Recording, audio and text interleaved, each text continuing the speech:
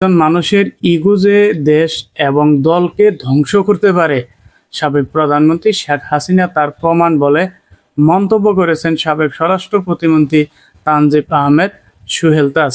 তার verify Facebook পেজে শেখ হাসিনাকে উদ্দেশ্য করে লিখেন, গণহত্যা, গুম, খুন, দুর্নীতি করে গণহত্যা কবর দিয়ে মুক্তিযুদ্ধের চেতনাকে অপব্যবহার করে দেশ এবং মানুষের সঙ্গে বিশ্বাসঘাতকতা করে আওয়ামী লীগকে ধ্বংস করে ছাত্র জনতার ঝাড়ুপেটা খেয়ে পালিয়ে গিয়ে দুর্নীতি ও লুটপাট করে লক্ষ লক্ষ কোটি টাকা বিদেশে পাচার করে সেই টাকার পাহাড়ে বসে আবার দেশে ফেরার কথা বলে আওয়ামী লীগের নিরীহ নেতা কর্মীদের বিরুদ্ধে বিপদে ফেলার আরেকটা বন্ডামি খুঁজছেন তিনি। সুহেল তাজের কথা অনুযায়ী শেখ হাসিনা ফেরার কথা বলে দলের যে নিরীহ নেতাকর্মী আছে তাদেরকে বিপদে ফেলার উস্কানি দিচ্ছে। কেননা বিভিন্ন সময় তারা মিছিল করে, ফলে কি হয়, তাদের বিরুদ্ধে মামলা হয়। আর এই মামলাগুলো লড়তে অনেক সময়, অনেক শ্রম, অনেক টাকা পয়সারও কিন্তু খরচ হয়। এজন্যই তিনি লিখছেন যে নিরীহ নেতাকর্মীদের উপর ভণ্ডামি করা হচ্ছে। যুক্তরাষ্ট্র বাংলাদেশের পরীক্ষিত বন্ধু।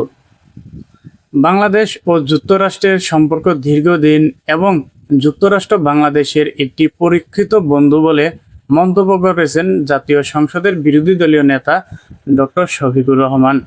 তিনি বলেন, পারস্পরিক স্বার্থ ও অভিন্ন লক্ষ্যকে ভিত্তি করে দুই দেশের সম্পর্ক ভবিষ্যতে আরও শক্তিশালী হবে।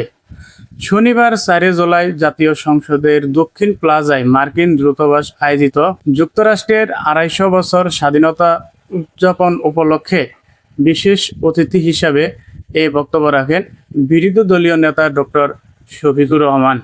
জুলাই গণ অভ্যুত্থান কোনো দল বা ব্যক্তির নয়। প্রধানমন্ত্রী তারেক রহমান বলেন, জুলাই গণ অভ্যুত্থান মানুষ দল মত ভুলে রাস্তায় নেমে এসেছে, তাদের সম্মান করতে হবে। জুলাই গণ অভ্যুত্থান কোনো দল বা ব্যক্তির নয়, এটা দেশের সব মানুষের অর্জন।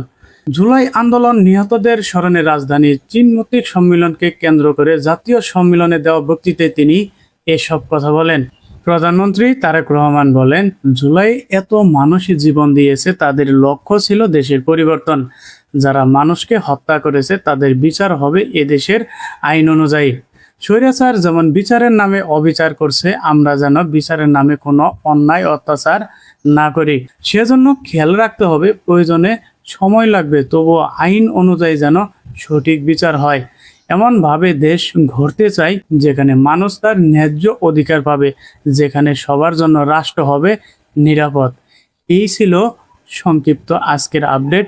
পরবর্তী আপডেট পেতে আমাদের সাথে থাকুন। ধন্যবাদ সবাইকে।